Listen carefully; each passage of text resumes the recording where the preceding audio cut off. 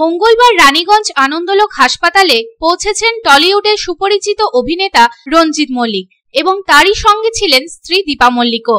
আনন্দলোক হাসপাতাল প্রাঙ্গণ পরিদর্শন করেন এদিন এবং এখানে ছিলেন আনন্দলোকের কর্ণধার দেবকুমার সরফ। রঞ্জিত মল্লিক ও দীপা মল্লিককে পুষ্পগুচ্ছ ও মেমেন্টো দিয়ে তিনি সম্মানিত করেন।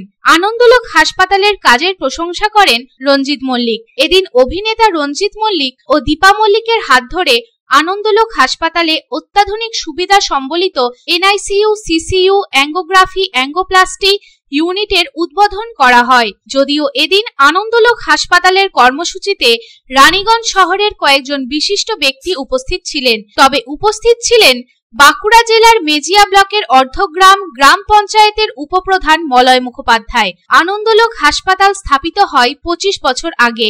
একই সঙ্গে রানীগঞ্জে বাইপাস সার্জারি হবে বলে দাবি করেছিলেন দেবকুমার সরফ। এটি যৌথভাবে উদ্বোধন করেছিলেন পশ্চিমবঙ্গের প্রাক্তন রাজ্যপাল বীরেন জেশা এবং উত্তরপ্রদেশের রাজ্যপাল বিষ্ণুকান্ত শাস্ত্রী। কিন্তু জনগণের যে স্তরে বাইপাস সুবিধা পাওয়া উচিত তা ছিল চরমভাবে অবহেলিত।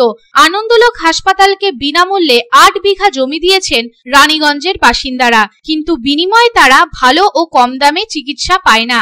আনন্দলোক হাসপাতালে ভর্তি রোগীর থেকে জানলেই আসল চিত্র উঠে আসবে। রানীগঞ্জের অনেক গণ্যমান্য ব্যক্তি এমনকি বলেছেন যে রানীগঞ্জ আনন্দলোক হাসপাতালে আরো ভালো ডাক্তারের আগমন বিরল এবং এর উদ্বোধনের জন্য প্রতি মাসে অনুষ্ঠানের আয়োজন করা হয়। ভীষণভাবে খুশি।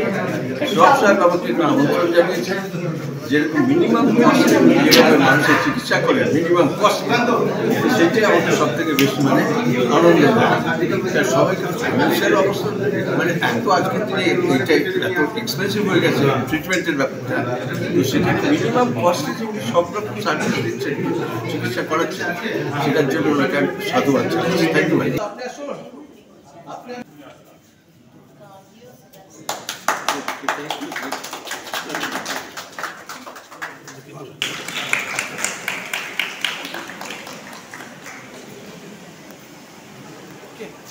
रानीगंज থেকে বিপ্লব বাদ্যকরের রিপোর্ট, পাবলিক टाइम्स। आपके घर को दीजिए सबसे मजबूत फाउंडेशन, दीजिए मजबूती का डोज।